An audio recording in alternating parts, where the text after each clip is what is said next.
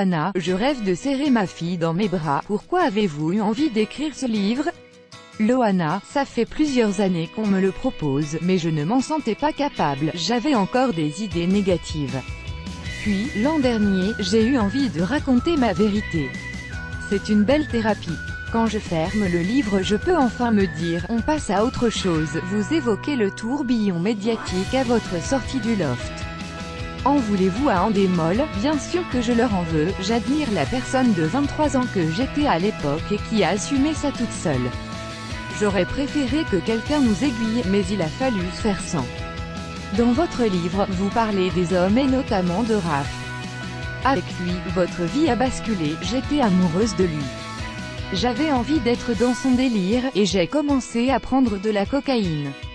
Je me suis dit bêtement que je pourrais m'arrêter quand je voudrais. Mais, quand on tombe dans les paradis artificiels, c'est compliqué d'en sortir. Jusqu'au jour où une amie vous retrouve à terre dans votre salle de bain. Je suis restée des jours dans le coma, et quand je me suis réveillée j'avais le visage tuméfié, les genoux râpés comme si on m'avait traîné sur plusieurs mètres. Après cet épisode, je ne mangeais plus, je dormais plus. La paranoïa s'est installée, et un jour, Raph a levé la main sur moi en me disant « Ce soir, tu vas y passer » face aux enquêteurs. Il m'a insulté et je t'ai juste pompé ton fric, il m'a escroqué plus de 100 000 €. Tout ce que j'ai construit était faux. Je n'avais plus envie de vivre. Alors j'ai entamé cette série noire de tentatives de suicide. Et tous les moyens étaient bons, j'ai vu des psychiatres. Je leur disais ce qu'ils avaient envie d'entendre pour avoir des médicaments. J'ai commandé du GBH sur internet. Tout était bon à prendre. Jusqu'au jour où je me suis retrouvée dans le coma, et un policier a dit à ma mère, « Madame, vous devriez faire le deuil de votre fille. » Quand elle m'en reparle, ma mère en a les larmes aux yeux. Mais vos démons vous poursuivez, vous tombez dans l'alcool.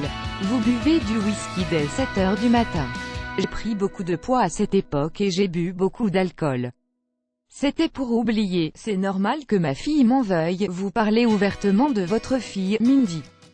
Qu'attendez-vous d'elle aujourd'hui? J'en attendais beaucoup quand elle a fait la une de Closer en juin 2016, NDLR, quand elle disait qu'elle voulait me voir. Mais suite à ça, sur Facebook, elle m'a dit quelque chose comme « Tu n'as pas trop de place dans ma vie.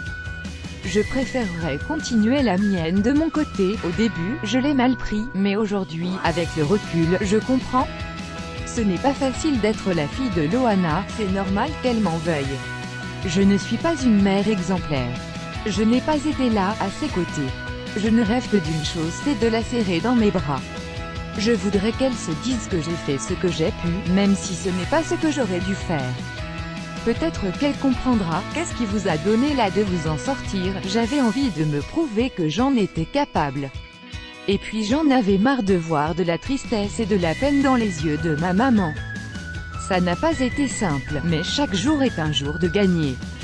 Aujourd'hui, je suis fière de dire que je suis heureuse. Twitter, @LoanaCaresDanier confie sa vérité dans Si dure est la nuit. Si tendre est la vie. 2 commentaires. Commentez, partagez cet article sur le même sujet.